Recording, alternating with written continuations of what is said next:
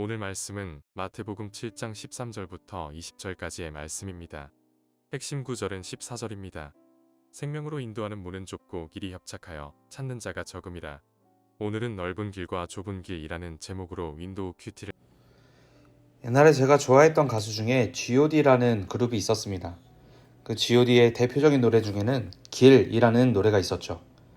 내가 가는 이 길이 어디로 가는지, 어디로 날 데려가는지, 그것은 어딘지 알 수 없지만 오늘도 나는 걸어가고 있네. 이렇게 부르진 않았지만 이런 노래가 있었습니다. 보통 삶은 길이라고 표현합니다.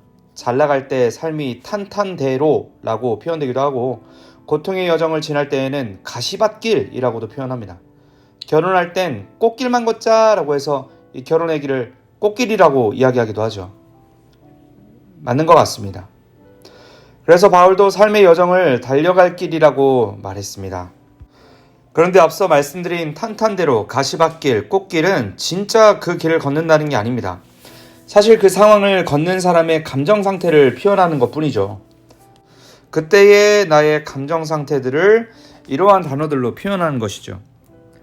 우리의 삶을 바르게 인도하시는 세상의 주인이신 예수님께서는 우리의 인생의 길이 두 가지가 있다고 말씀하셨습니다. 오늘 제목과 같은 넓은 길과 좁은 길이죠.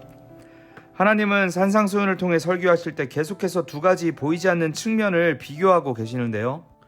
보물을 하늘에 쌓아두라는 말씀을 하실 때에는 하늘에 쌓아둘 것이냐 땅에 쌓아둘 것이냐 비교하셨고, 사람을 바라볼 때 비판할 것이냐 분별할 것이냐 말씀하셨고, 알아서 다 해주실 재물을 놓고 기도하지 말고 하나님 나라를 먼저 놓고 기도하라 라고 비교하셨습니다.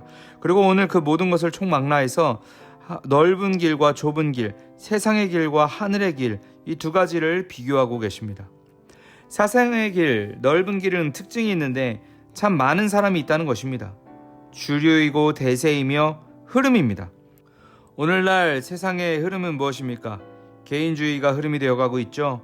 이웃을 사랑하는 일과 헌신하는 일은 나랑은 관계없다는 듯이 살아가고 있습니다. 미국이나 이제는 한국에서도 동성결혼이 흐름이 되어가려고 하고 있습니다. 이것이 세상의 길입니다. 많은 사람이 그 흐름을 따라가고 있고, 그렇게 사는 게 또 거리낌 없이 편해가는 세상 속에 살아가고 있죠. 크고 넓은 길, 사람들이 많이 찾는 그 길, 바로 오늘 나오는 세상의 길이 바로 그런 길이죠. 우리도 분명히 이 흐름을 분별해야 됩니다. 제사장들을 아름답고 거룩하게 구별하듯이 우리 또한 거룩한 제사장이기 때문에 이 시대의 악한 죄악들을 구분하고 옳은 길로 가야 하는 것이죠. 반대로 하나님의 길은 어떤 길인지 분명히 알려주십니다. 하늘의 길은 좁습니다.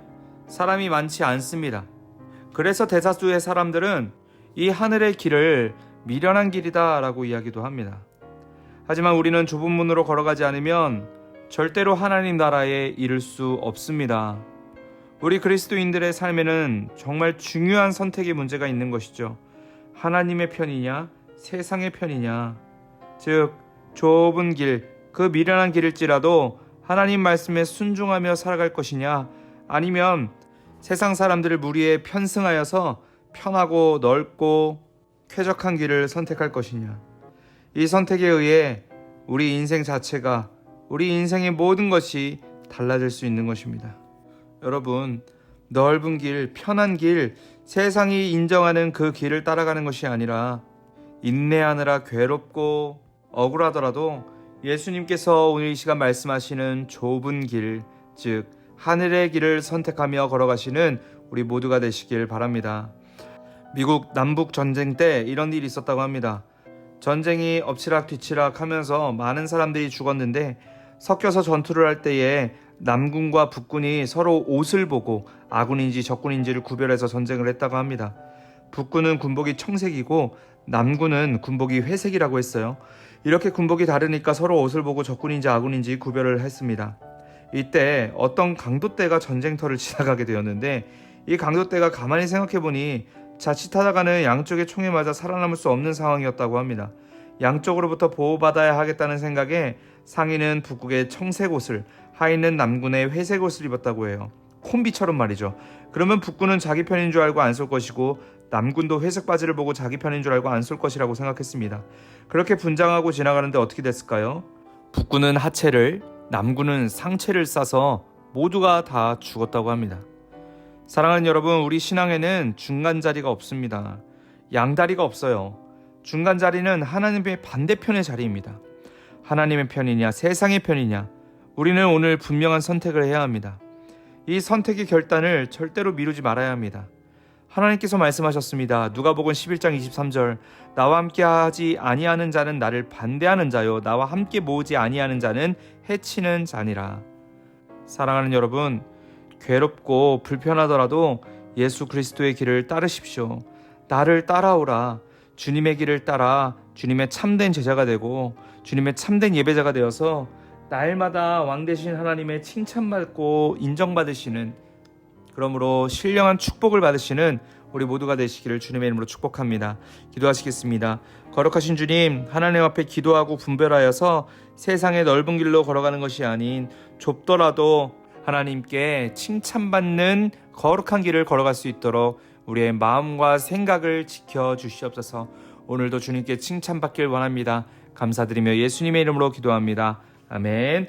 우리 1분 동안 각자의 자리에서 기도하신 후에 각자의 자리로 돌아가겠습니다. 기도하시겠습니다.